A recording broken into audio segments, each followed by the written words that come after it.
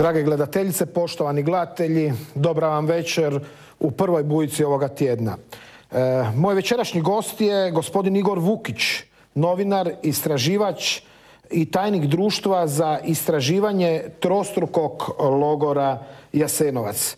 Gospodin Vukić je u svojoj impresivnoj novinarskoj karijeri radio u Vjesniku, pa zatim u Riječkom Novom listu, nakon toga i u Jutarnjem listu, u Poslovnom dnevniku, sada je u Privrednom Vjesniku, ali veliku pozornost, što je i tema današnje emisije, izazvao je njegov serijal, zapravo 22 nastavka jednog zanimljivog feljtona u Glasu koncila, 100 kartica teksta o logoru Jasenovac i onome što se tamo događalo između 1941. i 1945. godine.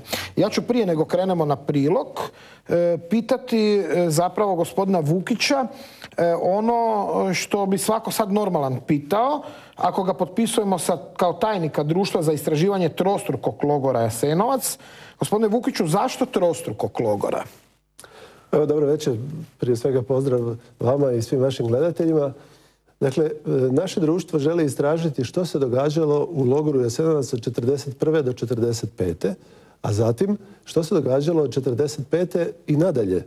Odmah nakon 1945. u Jasenovcu i Staroj Gradišci i okolnim prostorima nastavio je biti logor za pripadnike poraženog, odnosno za one koje su partizani i komunisti smatrali protivnicima svoga poretka.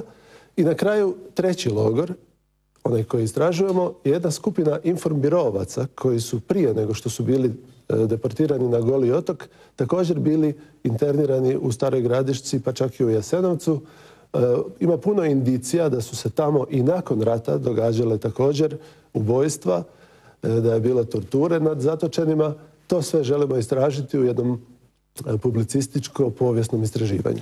Vi dolazite zapravo iz obitelji koja ima određene doticaje, određena iskustva sa Jasenovcem, pa eto, vaš otac je bio između ostaloga tamo, a ono što je interesantno, bio je i hrvatski vojnik, vojnik Hrvatske vojske u Domovinskom ratu.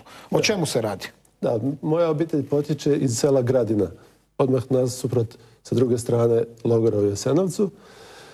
Kroz logor su prošli moj otac, moja baka, moja prabaka, a moj pradjed se vodi na popisu žrtava Jasenovca, iako sam pronašao sam ga i na jednom popisu odvedenih u Norvešku, koji su dakle prošli kroz taj logor i završili negdje nestali tamo u Norveškoj. Nakon, moji su bili, dakle, živjeli u tom selu Gradina preko puta, sve do prosinca 1941. godine, kada su partizani došli u to selo i odatle napali logor. Pucnjava je trajala nekoliko dana i među tim partizanima je bio i moj djed. Nakon nekoliko dana ustaško-domobranske snage su poduzele kontranapad i cijelo selo se preselilo na jug, na Kozaru. I tamo su 1942. u 7. mjesecu cijelo to selo Gradina, svi ti stanovnici bili zarobljeni. To je ona poznata bitka na Kozari o kojoj smo puno učili u školama. Moj djed je tamo poginuo kao partizanski borac, kao komandir partizanske čete, a ostali stanovnici civili su bili prepraćeni do logora, do Jasenovca, i zatim su nekoliko dana bili tamo, poput velike mase drugih stanovnika zarobljenih na Kozari, i potom su bili raspoređeni po raznim mjestima po Slavoniji. Sad već ulazimo, dakle, u cijelu priču šta se tamo događalo u tom logoru. U tom trenutku jedan dio, znači, stanovnika je proveden kroz logor i završio je raspoređen na raznim mjestima u Slavoniji, dio je odveden na rad u Njemačku. Na taj način, dakle, moja obitelj došla s ove strane rijeke Save, ostali su ovdje, tako da je, eto, moj otac na kraju 90. godine bio je pripadnik MUP-a. Koliko je godina imao otac kad je bio rat, Drugi svjetski rat? On je rođen 38. godine, imao 4 godine. I preživio je logor. On se sjeća kako su ga, nakon tog zarobljavanja, kako su ga ti vojnici, on ne zna točno jesu li bili ustaše ili domobrani, jedan ga je stavio na ramena pa ga je nosio, tu su se igrali praktično, to su bili isto dječaci u uniformama koji su bili mobilizirani i oni su cijelu tu dugačku kolonu proveli do Jasenovca i odande se išlo na razne druge lokacije. Tako da sam ja u svojoj obitelji znao zapravo da nije točna fama da tko je došao u logor, da nikad iz njega nije izašao. Ja sam znao da se izlazilo. Ja sam često pitao kako to se dogodilo. Evo, tad se govorilo o 700.000 mrtvih. Kako to da ste vi preživjeli? Odgovor je bio sreli su tamo nekog ustašu koji ih je poznavao pa ih je taj spasio i tako dalje. No kasnije proučavanjem svih tih dokumenta vidio sam da to baš i nije točno, nego da je to bilo pravilo. Dakle, najveći broj tih zarobljenih je prošao kroz logor i odveden je na druge lokacije. Dakle, vi tvrdite da to nije bio logor smrti? On u cijelo doba svog postojanja od 1941. do 1945. njegova priroda nije logor smrti. Logor smrti bi bio onaj logor u koji se ljudi dovode da bi bili ubijeni. Moja istraživanja pokazuju, a razgovarao sam osim svoje obitelji, i sa još 10-ak bivših zatočenika. Pročitao sam tisuće i tisuće dokumenata koje su napravile vlasti NDH. Pročitao sam također tisuće dokumenata partizanskih, komunističkih izvora. Zatim gotovo sve knjige koje su objavljene. Pročitao sam sigurno nekoliko stotina izjava bivših zatočenika koji govore o tome što se događalo u Jasenovcu i njihove priče, sve to zajedno se podudara. To je bio radni logor, to je bilo mjesto internacije za jednu skupinu Židova koji su bili na kraju izuzeti od deportacija Židova u Njemačku. NDH je najveći broj Židova deportirala u Njemačku, u Treći rajh. Kao što su to činile i Slovačka, i Bugarska, i Francuska, Nizozemska, zemlje koje su bile izravno okupirane, pa i one koje su bile saveznice poput Finske ili Slovačke. Dakle, najveći dio ljudi koji je bio u tom logoru, to su bili aktivni protivnici države, nezavisne države Hrvatske. Najvećim dijelom bili su vezani uz komunizam, uz partizanski pokret. Tu je bila jedna mala skupina Roma, a što se Srba tiče, najveća skupina Srba prolazi te 1942. Dakle, tu je bila i moja obitelj. Dakle, moji su po nacionalnosti Srbi ili po vjeri pravoslavci. Oni su prošli kroz logor u tom ljetu 1942. Ni prije, ni poslije. Imate li problema sa svojim sunarodnjacima zbog ovako otvorenih tvrdnji koje temeljite na svojim istraživanjima? Do sad nisam imao. Dapače, iznenadilo me da su neki reagirali u smislu da su rekli da im je drago da saznaju da je u stvari manje Srba stradalo nego što se govori. Jer vrlo često ljudi iz političkih razloga preuveličavaju stradanja svog naroda da bi time postizali neke ciljeve, političke ciljeve. Da. Idemo sad na naš prilog, pa ćemo nastaviti ovaj zanimljivi razgovor.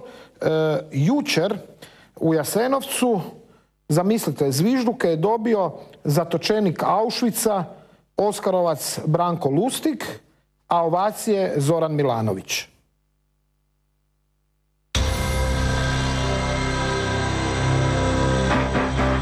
Kada javno odgovorna osoba koju je birao hrvatski politički narod kaže da je atmosfera na stadionu na kojem se skandiralo, odnosno urlalo za dom spremni, veličanstvena, onda je bolje da to prešuti. Može li se sačuvati sjećanje na ovo strašno mjesto i još strašniju zamisao države, kakva je bila ustaška NDH, ukoliko ni predstavnici pravosuđa, ni mnogi u politici ne vide ništa sporno, a kamoli opasno u stadionskom skandiranju za dom spremni. Nedjeljna komemoracija povodom 70. obljetnice proboja zatvorenika iz Jasenovca više je sličila predizbornom skupu Zorana Milanovića i SDP-a nego dostojanstvenom odavanju počasti žrtvama. Ovo je bit politike. Ako se o ovome ne govori, to znači da se o zločinima šuti. Ovo je bit politike zato što je u ovome i onome što se ovdje događalo, i ne samo ovdje, bit odnosa među ljudima, između čovjeka, ljudi u društvu, zajednica u društvu, između dobra i zla.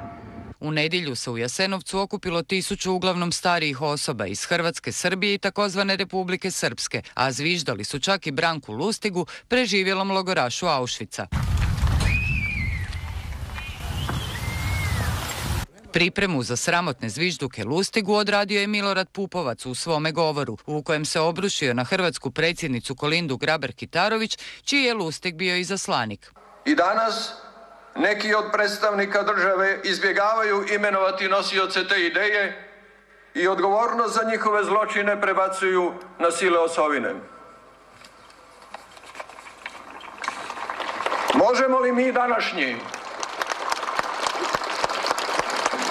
Prema pouzdanim informacijama Bujice, Kolindi Grabar-Kitarović u Jasenovcu je pripremana sačekuša, salve zvižduka i prekidanje predsjedničkog govora, a ona se žrtvama poklonila dostojanstveno još prije nekoliko dana, točno na obljetnicu proboja 22. travnja. Nažalost, nasuprot tome, jasenovačka komemoracija i jasenovačke žrtve iz godine u godinu neodgovorni političari i politikanti zlorabe za otvorenu ili prikrivenu apologiju jugoslavenskog komunizma i promicanje titoističkog kulta. Partizanskim veteranima i simpatizerima Josipa Broza Tita iz cijele bivše Jugoslavije važniji je bio dernek nego dostojanstveno obilježavanje uspomene na žrtve, smatra mladi hrvatski povjesničar dr. Zlatko Hasanbegović.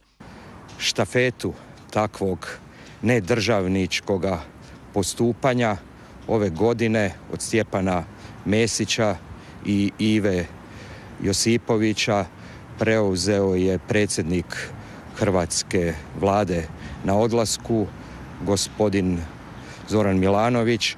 Upravo zlouporaba komemoracije u političke svrhe glavni je razlog zbog kojeg u Jasenovac svake godine dolazi sve manje ljudi. Za mene je u Drugom svjetskom ratu postojala samo jedna hrvatska vojska. To su bili hrvatski partizani i partizani Hrvatske. Znači li to da su postojale zapravo dvije hrvatske vojske i koja bi to bila razlika između hrvatskih partizana i partizana Hrvatske?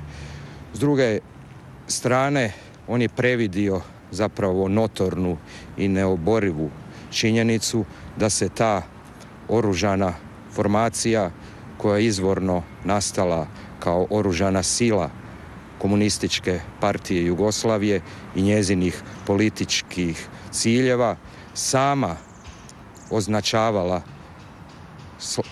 jugoslavenskim imenom na početku kao Narodno-oslobodilačka vojska i partizanski odred Jugoslavije, potom kao Narodno-oslobodilačka vojska Jugoslavije, zatim kao Jugoslavenska armija i na kraju kao Jugoslavenska narodna armija koja je skončala svoju ulogu 1991.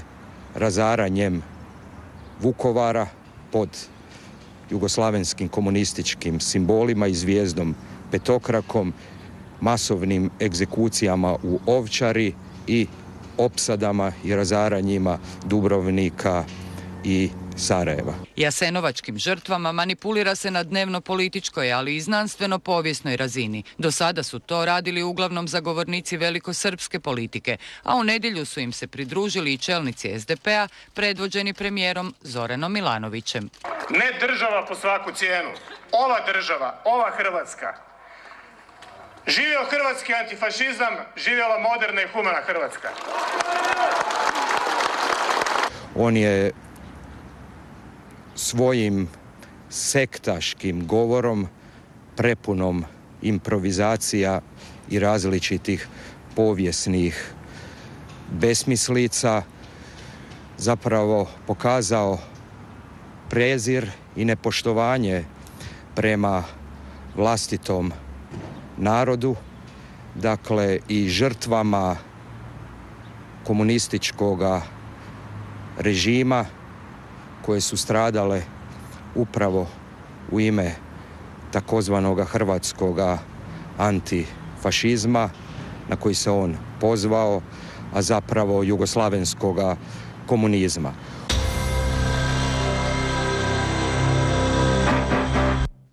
Gospodine Vukiću,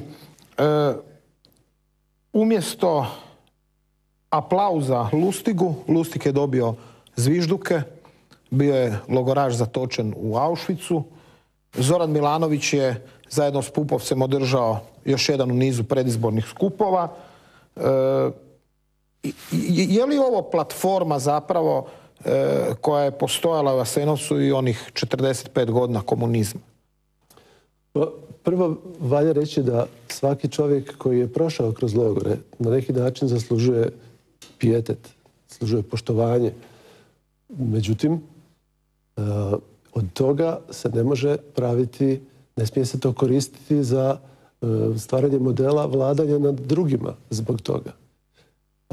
Što se tiče ovoga što su govorili jučer na komemoraciji, meni se čini da su neki od njih će jednog dana vjerojatno biti pomalo posramljeni što su tako govorili i ljutit će se na svoje službe, na svoje suradnike koji im nisu pripremili materijale bolje, a mogli su. Jer ove stvari o kojima ja govorim i koje pokušava naše društvo staviti na vidjelo i što više javnosti pokazati, su zapravo vrlo jednostavno provjerljive. U arhivima postoje dokumenti, postoje živi ljudi. Jučer su bila dvojica, stavljali su vijenac, dvojica bivših logoraša, koje možete pitati kako je njima bilo u logoru. Oni su u dobrom zdravlju, u dobroj mentalnoj kondiciji. Ja sam s jednim od njih razgovarao. Drugi je napisao knjigu. Kad pročitate tih 100-tinjak stranica koje taj čovjek opisuje kako je njemu bilo u Jasenovcu, vi vidite da ta njegova slika, to što je on tamo vidio i proživio, ne odgovara ovoj verziji o kojoj su jučer govorili Milanović, Leko, Pupovac i ostali. Zanimljivo je da je jedan od tih svjedoka s kojima ste razgovarali čak Milanovićev susjed u Krajiškoj. Dakle, to je jedan od ove dvojice. On ne bi trebao daleko čak ni ići da pita, može otići kod susjeda. Na našoj stranici, dakle naše društvo ima web stranicu koja se vrlo lako pronaže utipkavanjem u Google Društvo Jasenovac ili može se upisati www.društvojasenovac.wordpress.com. Tamo će pronaći ugovor o radu koji je taj Milanovićev susjed dobio kad je u veljači 1945. godine bio odvezen, stavljen na vlak zajedno sa gotovo 1000 ili 1000 i nešto drugih logoraša i prebačen u Austriju tamo na rad. Tamo ih je američka i crvena armija su ih tamo na kraju rata vratile kući u Jugoslaviju.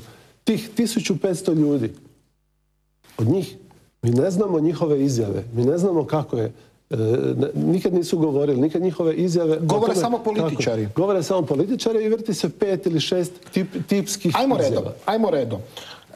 Gospodine Vukiću, velikosrpska propaganda govori o 700.000 ubijenih u Jasenovcu, najviše Srba. Jedna osoba u Beogradu završila je čak u ludnici kada je brojku od 600 odsporila i smanjila na 60. Pokojni predsjednik Hrvatske Franjo Tuđman dobio je 82. sudsku presudu i završio u Lepoglavi jer je osporavao brojke u Jasenovcu. Sadašnja uprava Jasenovca govori o 80.000, o tome govore i još neki jučerašnji govornici. Ja ću reći, evo, uistinu iskreno, ako je jedna nedužna žrtva negdje stradala, i to je previše. Ali i zaslužuje svako poštovanje i naklon. Međutim, znanstveni pristup je ono na čemu vi inzistirate. I ako govorimo na temelju dokumenata, na temelju vaših istraživanja, recite mi što mislite, o kakvim je brojkama riječ? Dakle, ako je stradala jedna osoba u Jasenovcu, hajde da to utvrdimo. Da to utvrdimo jednom za svagda. Mi smo predlagali, predlažemo i dalje, da se osnuje, ako treba, i međunarodna povjesničarska komisija koja će utvrditi na temelju, već sam rekao, dokumenata, svjedoka, iskaza, knjiga i izvora koji su već objavljeni. Čak do 90. godine imate knjiga koje su vrlo lako dostupne, nalaze se čak u prodaji, nalaze se u knjižnicama. Evo, jedna knjiga je, donio sam je ovdje. Vrlo lako možete doći do podataka o tome šta se događalo u Jasenovcu. Što se događalo? O kojim brojkama govorimo? Je li točna brojka od 700.000? Gledajte, logor u Jasenovcu postojao je od 8. mjeseca 1941. do kraja travnja 1945. To je 1335 dana. Kad bismo uzeli da je ovih 80.000, koliko sada postoji opis u Jasenovcu, podijelimo sa tih 1330, dobili bismo do toga da je svaki dan u logoru ubijeno 68 ljudi. A postoje velika razdoblja u kojima i preživjeli zatočenici i oni koji su pisali o tome se slažu da su to bila takozvana mirna razdoblja u kojem nije bilo ubijanja. Logor su posjećivale komisije, prolazile su ove velike mase zatočenika. Znači da bi u nekim kratkim vremenskim razdobljima morale biti onda ubijane velike druge skupine da bi se ta brojka mogla namaknuti. Taj logor koji je tamo bio i koji je gledao te fotografije vidi da je bio zapravo mali logor. U njemu je bilo 6 baraka za stanovanje zatočenika i oni su također stanovali u radionicama, ciglani, lančari, 10-15 radionica koje su tamo postojale. Otprilike je bilo oko 2000 zatočenika u jednom trenutku dnevno u tom logoru. Nadalje, nakon velikih ekshumacija, poslijeratnih. Znači bilo je ekshumacija? Bilo je ekshumacija. Nije pronađeno više od nekoliko stotina posmrtnih ostataka. I ti posmrtni ostaci su manje više bili bez ozljeda. Znači to su bili neki ljudi koji su umrli od bolesti. Znači, ako uzmemo tih 400, netko će odmah reći pa bacali su ih u Savu. To je nemoguće jer kad bacite vi ljudsko tijelo u vodu, onda se neće rastopiti kao šećer. To bi značilo da bi velike mase tijela plivale po Savi, a tamo su oko logora bili partizani, neko bi to fotografirao. Cijelo vrijeme se između Jasenovca i Stare Gradiške odvijao promet čamcima. Recimo, u vrijeme te bitke na Kozari su tuda patrolirali riječni brodovi Mađarske ratne mornarice, sprečavajući da se partizanske jedinice ne prebace u Slavoniju, jer su ih htjeli su, znači, suzbiti taj pokret otpora koji se stvorio oko Kozare. Nadalje, Njemci, kojima također nije to odgovaralo, sami bi to fotografirali, napravili bi od toga jedan pritisak na vlast. Takvi dokazi ne postoje, znači? Takvi dokazi ne postoje. A dajte, bili ste u jednom trenutku sa svojim ocem koji je bio prošao kroz Jasenovac, bili ste s njime nakon rata, bili ste tamo. Kako je to izgledalo kad ste došli s tatom tamo? Pa došao sam, razgovarao sam sa jednim od kustosa i došli smo, bez mene je zanimalo na popisu ovom jasenovačkom stoji da je u 1941. godini ubijeno 10.000 ljudi. Znači, u razdoblju od 8. mjeseca 1941. do 12. mjeseca 1941. da je ubijeno 10.000 ljudi. Za 4 mjeseca? Za 4 mjeseca. Pazite, u to vrijeme je logor postojao samo sa lijeve strane Save, sa desne strane je bilo selo Gradina u kojem tamo živi moj tata, baka i svi ostali. Znači, još oni zapravo nemaju nekakvog doticaja. Naprosto, oni žive s ove strane, logor je ovdje. Po najmanje 15 ili 20 zatočenika koji su bili u to vrijeme, znači u jesen 1941. po njihovim sjećanjima tamo nije bilo više od 1000 ljudi zatočenih. Kako je moguće da je ubijeno 10.000 ljudi ako je 1000 ljudi bilo tamo? Pitao sam kustosa. Kustos je u neprilici odgovorio, vjerojatno su ih bacili u Savu. Znaš što je tata rekao? Nemoguće. 1941. 1942. zima bila je tako hladna da je Sava bila zamrznuta. Da se pješice i kolima čak prelazilo preko rijeke. Pa šta je tamo živio? Tako je. I onda je kustos slegnuo na mene i rekao, onda ne znam. To je ovaj kustos sad iz ove ekipe? Aha. Da, oni se drže te službene verzije, ponavljaju je. Oni su za to plaćeni. Ono što je stvarno zabrinjavajuće, to je izjava gospodina Pupovca o 20.000 ubijene djece. Meni se smuči kad to čujem i svakom normalnom čovjeku se smuči. Tako je. I normalno da se zapitamo je li to moguće. Što nam o tome možete reći? Pa evo ovako, upravo već od početka godine u Glasu koncila izlazi feljton koji potanko opisuje kako je nastao taj mit o 20.000 ubijene djece. Autor feljtona je član našeg društva i urednik u Glasu koncila Tomislav Vuković. Ja sa svoje strane mogu reći sljedeće. Čitajući, dakle, stotine i stotine iskaza bivših zatočenika, oni, nitko od njih, ali baš nitko, ni prije, ni poslije tog ljeta 42. kad kroz logor prolazi i moj tata, ne spominju djecu u tako velikom broju. Tada, u toj grupaciji Kozarčana, prolazi otprilike 12.000 djece, ali prolazi kroz logor. I njih država Hrvatska, nezavisna država Hrvatska, na čelu sa Antom Pavelićem, zbrinjava po dječjim domovima u Sisku, u Jastrebarskom, u Zagrebu, u Gornjoj Rijeci kod Križevaca. To zbrinjavanje vodi Ministarstvo socijalne skrbi ili kako se tada zvalo, Ministarstvo udružbe. Glavni operativac, glavni čovjek koji to sve organizira zvao se Kamilo Bresler. O njemu sam objavio tekst u listu Novosti Srpskog narodnog vijeća. Na internetu se može pronaći. Dakle, taj Bresler organizira zbrinjavanje te djece. Unatoč tome što su dječji domovi inače puni od djece hrvatskih izbjeglica, ratne siročadi i tako dalje, nezavisna država Hrvatska, bez obzira što su to djeca skupine koja se digla na ustanak protiv nje, oni zbrinjavaju tu djecu. U tom procesu bila djeca koja su umrla. I to je žalosno, to je tužno. Ali ona nisu bila primarni cilj ubojstva. Niko ih nije ubijao. Uostalom, dakle, Bresler da je od bolesti, tako dalje. Recimo, evo vam primjer. Kroz Jastrebarsko je prošlo oko 3500 djece. Prvi mjesec, grupacija koja je stigla, prvi mjesec je umrla oko 100. Idući mjesec 50, treći mjesec 20. Razumijete, kad su liječnici, časne sestre, medicinske sestre, Crveni križ im pomagali, smrtnost je počela rapidno opadati. Tu je i zapažena uloga kardinala Stepinca. Tako je. Dakle, državnim vlastima pomažu Caritas, Stepinac, koji organizira zbrinjavanje djece recimo po Zagorju, po tim dijelovima. Stepinac daje na raspolaganje svoje prostore koje može, Jeronimska dvorana, sve moguće prostore gdje su se mogla ta djeca zbrinuti. Recimo, velika skupina je bila u Ilici u Zavodu za gluhonijeme.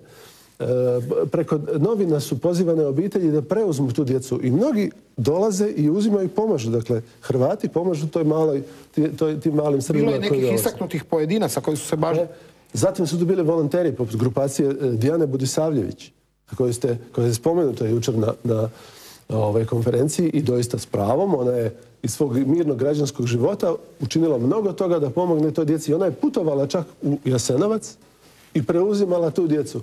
I jasenovački ustaše joj pomažu da se ta djeca natovare na kola, da ne bi koje ostalo i da stignu da budu zbrinuta. Znači, poslije rata su htjeli prikazati da je organiziranje tog spašavanja, mislim, puno bolji izraz je zbrinjavanje.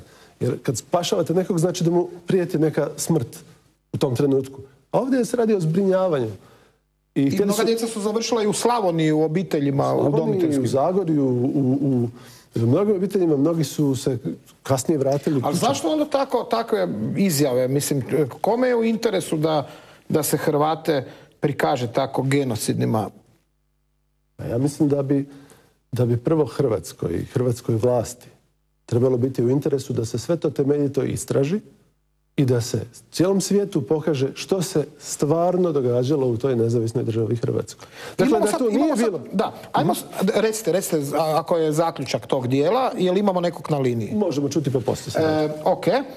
Na telefonskoj liniji u Zagrebu imamo novinara i publicistu gospodina Ante Gugu. Gospodine Gugo, dobar vam večer.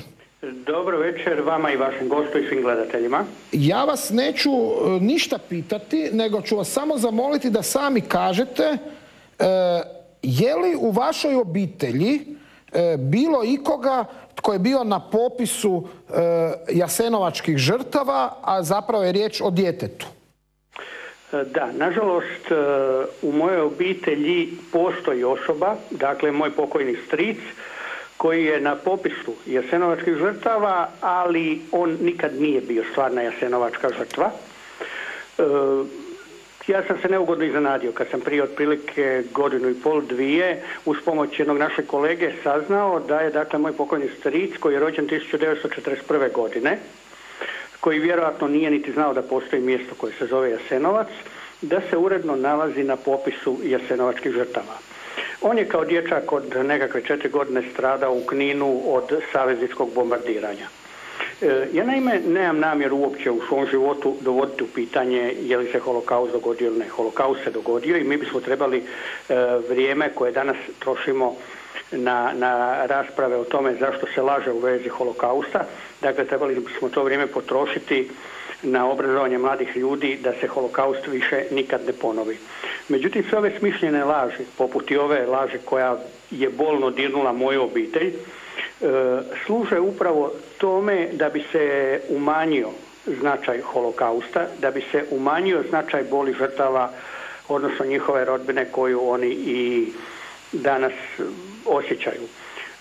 Ljudi koji tako olako barataju žrtvama, koji tako olako radi političke propagande proveličavaju žrtve, koji se tako olako igraju holokaustom, koji se igraju stradanjima iz Drugog svjetskog rata, to su bešćutni, bezosjećajni ljudi kojima zaista nije ni malo stalo do žrtava, niti do onoga što... Možemo li, gospodine Gugo, njima pribrojiti premijera Milanovića, naročito nakon jučerašnjeg mučnog dana kada se istinskoj žrtvi, a to je Branko Lustig i njegova obitelj, onako zviždalo iz čisto politikanskih razloga? Mi možemo tu premijera Milanovića pribrojati samo iz jednog razloga. On, kao i svi dužnosnici državni tamo, bili su dužni istog trenutka kad je netko počeo zviždati gospodinu Lustigu istupiti, ušutkati te ljude, javno ih pred kamerama ukoriti zato što su zviždali Lustigu. To što Milanović jučer nije napravio govori samo da su njemu politikanske igre puno draže od pijeteta prema žrtvama. Prije nego se vratimo na vašu obitelj, ja ću sad otkriti jednu ekskluzivu našim gledateljima, a vi, gospodine Gugo, možete i kao novinar to komentirati. Ovo još nitko ne zna, ovo zna Bujica. Zoranu Milanoviću nešto je palo na pamet ponovo. Ljudi, nemojte se sad odmah zabrinuti previše. 16. svibnja on zajedno sa Kotromanovićem, koji je uvijek njemu onako pri ruci kad treba za svakakve stvari, dakle zajedno sa ministrom Kotromanovićem 16. svibnja Zoran Milanović namjerava posjetiti Tezno. To mu je savjetovao njegov savjetnik Aleksandar Braun, a s njima u delegaciji će biti Danica Spasović. Znači, PR se nastavlja, idu u Tezno 16. svibnja. Vaš komentar, gospodine Gugo. Ono što ja mogu komentirati, koliko poznajem ministra Kotromanovića, osobno ga dobro poznajem, mislim da je njegova želja, volja i da je to njegov iskreni osjećaj da se on pokloni žrtvama u Teznom. Milanović tamo naravno ide radi čiste političke propagande, zbog ničega drugog i on koristi jednostavno Kotromanovića kao svog ministra, kao što ga je koristio i zato da bi uopće mogao na neki način kontrolirati Ministarstvo obrane, odnosno da bi mogao čak preko Kotromanovića se pokušati približiti braniteljskoj populaciji, što mu nije do kraja niti pošlo za rukom. Da, Kotromanović je svojedobno to radio i sa Sanaderom, no dobro da sad ne ulazim u to, da paradoks vaše obiteljske situacije bude veći. Dakle, vaš stric Drago je stradao od savezničkog bombardiranja, bio je na tom popisu u Jasenovcu, iako tamo nije bio, kao dječak od 4,5 godine, znači, a njegov otac, a vaš djed je bio ustaša. Da apsurd bude veći. Moj pokojni dida, dakle otac mog pokojnog strica Drage Guge, je bio ustaški dočasnik. Da. Znate šta, zvao me prije početka emisije i profesor dr. Slaven Letica, pa je podijelio sa mnom jedan zanimljivi podatak koji evo ću iznijeti javno. Slaven Letica imao brata koji se zvao Slaven Vincent Letica. On je kao beba od 4 mjeseca, nažalost, umro, dakle njegov brat, u zbjegu u El Šatu i njegovo je ime također na popisu jasenovačkih žrtava. Osim imena brata gospodina Letice, tamo je još 130 imena ljudi iz njegove rodne Podgore koje nikada nisu bili u Jasenovcu i onda mi profesor Letica kaže da su se ta imena našla tamo iz dva razloga. Prvi razlog propaganda, i to velikosrpska i komunistička propaganda, a drugi razlog je što je naprosto Josip Broz Tito na taj način naplatio reparaciju od Njemačke, a Njemci nisu htjeli dati novce ako se žrtve logora ne imenuju onako jedan po jedan. I onda se Tito dosjetio i prevario Njemce. Kako vi na to gledate, gospodine Gugo? Pa ovaj drugi razlog mi je malo sumnjiv zbog toga što logor u Jasenovcu nisu kontrolirali Njemci, nego ga ipak kontrolirala vojska NDH, odnosno kontrolirali su ga Ustaše. Tako da mislim da je ipak tu riječ isključivo o propagandi. Mislim da je tu riječ o tome da bi se Hrvatima jednostavno što dulje nametala frustracija tog nekakvog navodnog velikog zločina, odnosno da bi nam se nametala frustracija zločinačke nacije. I još jedno ime koje... Srpska propaganda igrala na to. Da, još jedno ime koje je također zanimljivo, evo potrudio sam se saznati, na popisu takozvanih žrtava u Jasenovcu nalazi se ime četničkog vojvode Pavle Đurišića, koji je dakle na popisu u Jasenovcu, a ubijen je na Ljevče polju kod Banja Luke u borbi sa ustaškim vojnim snagama. To je jedna stvar. I sad bih htio evo prokomentirati sa gospodinom Gugom, ako ste u mogućnosti na ekranu, će sad naša režija pustiti dan prije Jasenovca, 25. travnja 2015. U Australiji je dakle obilježena obljetnica iskrcavanja na Galipolje. U više gradova marširali su i četnici, što vidimo i na slikama, četnici Draže Mihajlovića kao pripadnici savezničke vojske u Drugom svjetskom ratu. Dakle, riječ je o mimohodu ratnih veterana u više gradova Australije. Vidjeli smo na ekranu evo, četnike kako marširaju u Australiji. Sad, zanimljiva je to stvar. Gospođa Vesna Pusić i Ministarstvo vanjskih poslova uložili su protest australskoj vladi kada je australski premijer Tony Abbott čestitao 10. travnja australskim Hrvatima, međutim, kada četnici ovako marširaju kao saveznička vojska, onda Vesna Pusić šuti. Gospodine Gugo, što kažete na ovo? Vesna Pusić nije ovdje uložila prosvjed, iako ga je morala uložiti, naprosto zato što ona ne želi zamjeriti beogradskim vlastima u eri svoje kampanje za glavnu tajnicu Ujedinjenih naroda. Ona neće učiniti ništa, koliko god to bilo u državnom interesu, što bi moglo naljutiti službeni Beograd, jer njoj treba u Ujedinjenim narodima i glas Srbije, a i glasovi nekih nesvrstanih zemalja prema kojima Srbija ima svoj politički uticaj da bi ona možda mogla postati glavna tajnica Ujedinjenih naroda. I još jedno pitanje evo za kraj, jer ne možemo, moramo biti kratki, imam gosta u studiju. Recite.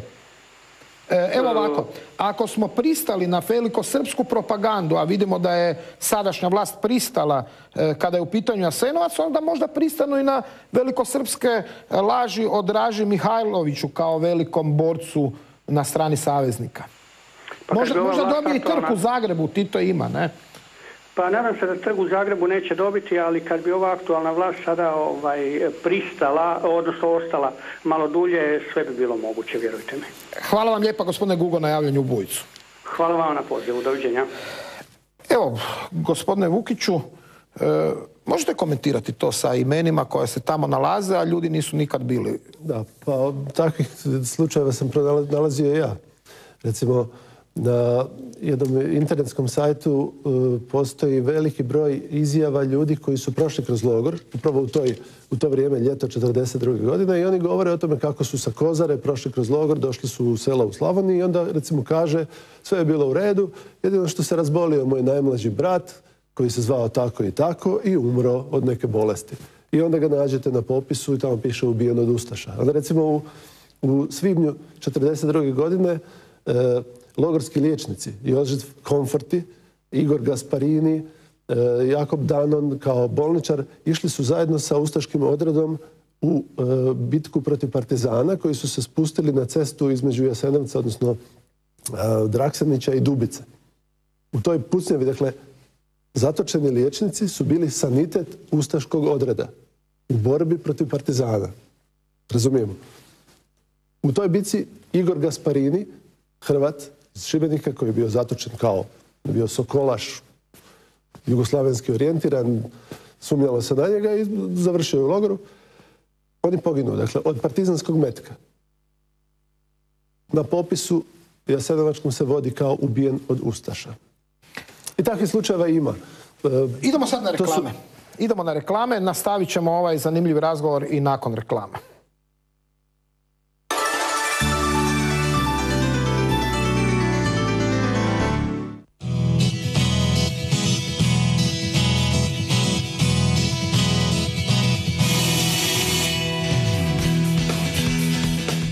Lana Karlovačka tiskara najveći je proizvođač tiskane komercijalne kartonske ambalaže, a uz to je i klasična tiskara za proizvodnju brojnih grafičkih proizvoda.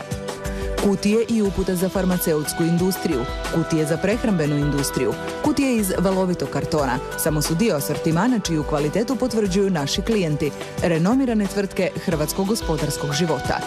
Suvremena tiskara i moderna tvornica visokokvalitetne kartonske ambalaže. Lana Karlovačka tiskara d.d. –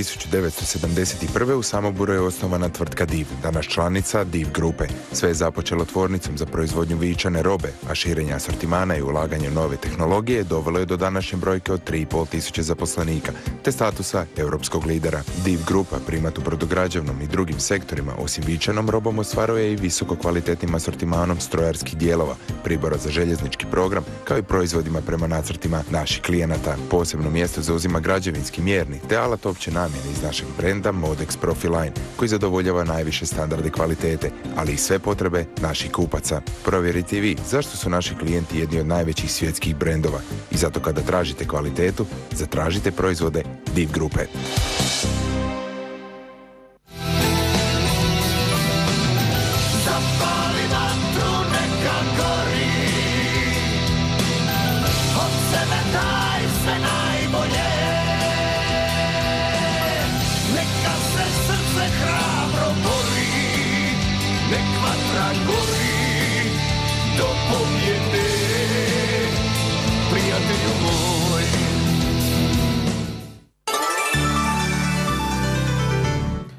Eto nas natrag u studiju Bujice. Gost Bujice je tajnik Društva za istraživanje trostrukog logora Jasenovac, novinar Igor Vukić.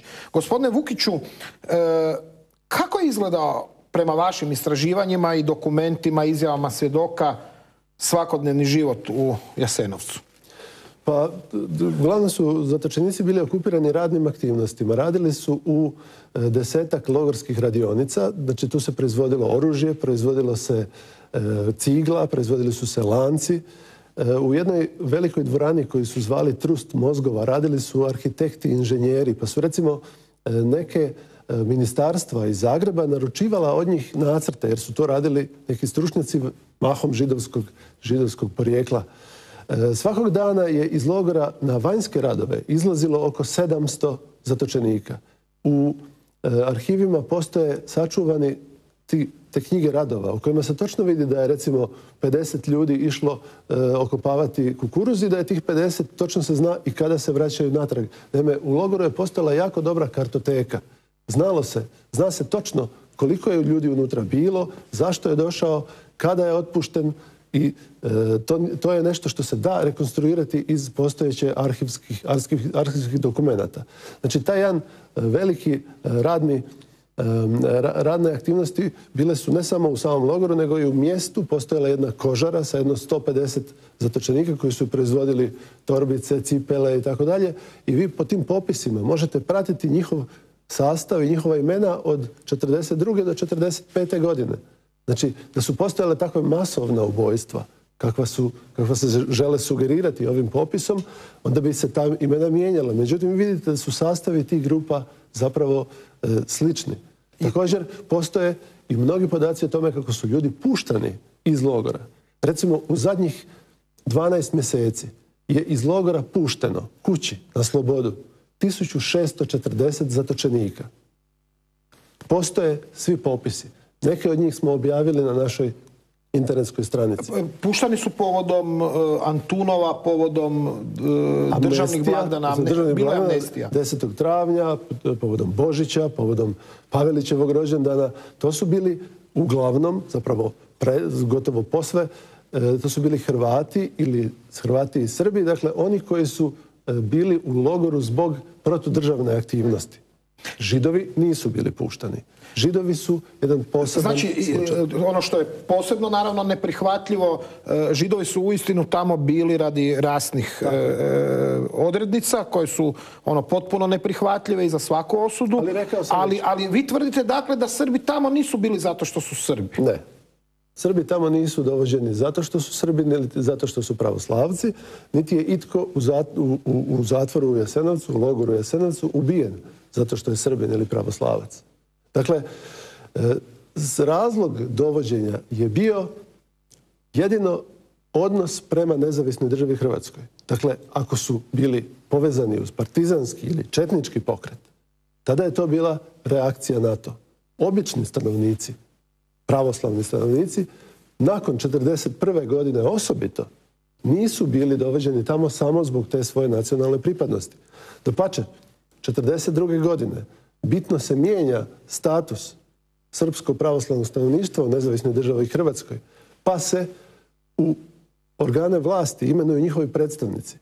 Kao što sada trenutno, recimo, u vladi nemamo predstavnika srpske zajednice, u smislu baš predstavnika srpske zajednice. Imali smo ga donedavno. U NDH je to bilo. U NDH su Srbi pravoslavci imali svoga ministra u vladi. Zvao se Savo Besarović. Poslije rata su ga partizani strijeljali ili objesili. Ovdje ste nam donijeli jedan letak. O čemu je riječ? Pa, svakodnevni život... Možete i pokazati. Svakodnevni život u logoru, osobito u drugoj polovini 1942. pa nadalje, se, da bi kao u klasičnim zatvorima uvedene su i neke zabavne, kulturno-zabavne aktivnosti da bi naprosto ljudi koji su tamo provodili to vrijeme. Tako su u Jasenovcu, pa i u Staroj Gradišci, ovo je iz logora u Staroj Gradiški, organizirane kazališne skupine, igrao se prvenstvo nogometa u logoru, igrala se odbojka. Recimo Natko Devčić, poznati hrvatski muzikolog, profesor na Muzičkoj akademiji i kompozitor, je bio voditelj, dakle on je već bio profesor na Muzičkoj akademiji prije rata i bio je voditelj logorskog orkestra 1942. godine. Kad je pušten iz logora, kasnije njega je naslijedio drugi. Ovdje je, dakle, predstava gospođa ministarka igrana 16. srpnja 1944. Za vrijeme odmora svira logorska glazba. I izvodili su se neki dijelovi iz Male Florami.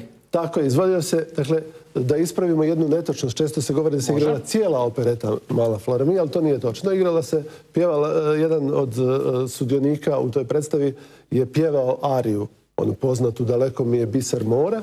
Međutim, zatočenici logora su sami napisali, skladali i izvodili operetu, cijelu jednu operetu, koja se zvala Raj na oceanu. Evo ovdje možete vidjeti programski listić te operete. Znači, ovdje su potpisi zatočenika, koji su jednom od njih, kad je išao kući, dali su mu taj jedan otisak operete u 2 slike, koji su sami napravili. Ok, mi bi sad mogli još danima pričati o tome, samo moramo zaključiti emisiju.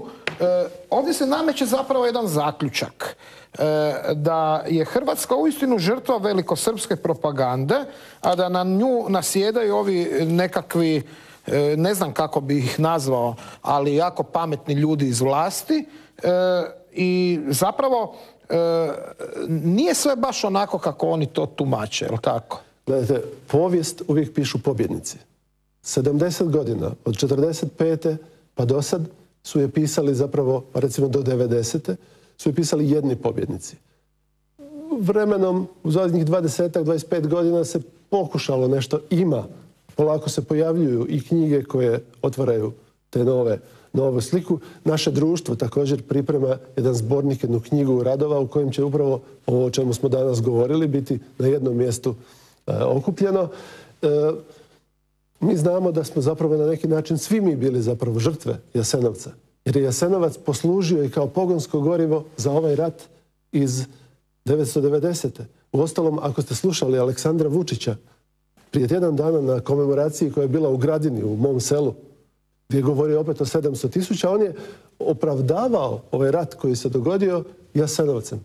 Prema tome, ako svi zajedno ne raščistimo to, ne opišemo i ne saznamo šta se stvarno događalo u tom Jasenovcu, to će nam se ponovo događati. I još samo jedno pitanje za kraj. Jeste kad tražili sučeljavanje, ne znam, sa Jakovinom, Vesnom Teršelić ili nekom drugom? Kako su reagirali? Neprekidno to pokušavamo. Vesni Teršelić sam poslao fotokopiju mog feljtona, svih 20 nastavaka, nazvao sam i rekla je da će se javiti. To je prošlo je već više od godinu dana. Ostale šaljemo im mailove, pozivamo ih. Da pričate zajedno? Da, rekao je da nije zainteresiran i doslovno pobjegao. Povjesničar nije zainteresiran. Evo, mi smo zvali i predsjednika antifašističkih boraca i antifašista gospodinu Franju Habulina. On se ispričao, rekao je da ima smrtni slučaj, ali da će rado pristati na sučeljavanje sa vama, pa ćemo to probati organizirati već za tjedan dana. Evo, vi ćete se odazvati, ili tako? Vi ćete se odazvati. Hvala vam lijepa, gospodine Vukiću, na ovom uistinu zanimljivom gostovanju. Hvala vama na prilici da se to jednom širem auditoriju... Evo, barem jedan dio. Ja se samo nadam da Milanović neće sad na vas ići sa izjavama da ste poludjeli ili tako nešto, jer to je bio slučaj u Srbiji. Što se dogodilo? Pa spomenuli smo da je jedan novinar, ali to je bilo 80-ih godina. Marković se prezivao. Marković se prezivao, da je upravo zbog te tvrdnje da je on je govorio o 60.000 i zbog toga je na 3 godine osuđen na boravak u mentalnoj instituciji. Ja mislim da su došla vremena ovdje u Hrvatskoj. Ja sam politolog i razumijem nekakva šta se događa. Ja vjerujem i mislim da sad živimo u normalnom, demokratskom vremenu u kojem se i ove stvari mogu o tome se može raspravljati. Ja vjerujem da ljudi koji vole nogomet, kad gledaju utakmicu Borussia Dortmund i kad vide onaj stadion, one tribine, tamo je 80.000 ljudi na tim tribinama. I samo nek stanu i ne zamisli se, zar je moguće da je 80.000 ljudi pobijeno u onom malom Jasenovcu u te 3 godine. Vi dakle tvrdite da nije moguće? Da nije. Gospodine Vukiću, hvala vam lijepa na gostovanju u Bujici. Drage gledateljice, poštovani gledatelji, to bi bilo sve za danas. U srijedu su gosti Bujice Đuro Glogoški i Josip Klem, naravno ekskluzivno.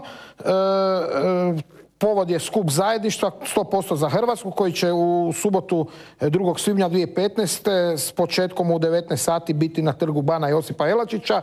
Slijedi i takva odjava. Vidimo se u srijedu 20 sati i 5 minuta. Doviđenja.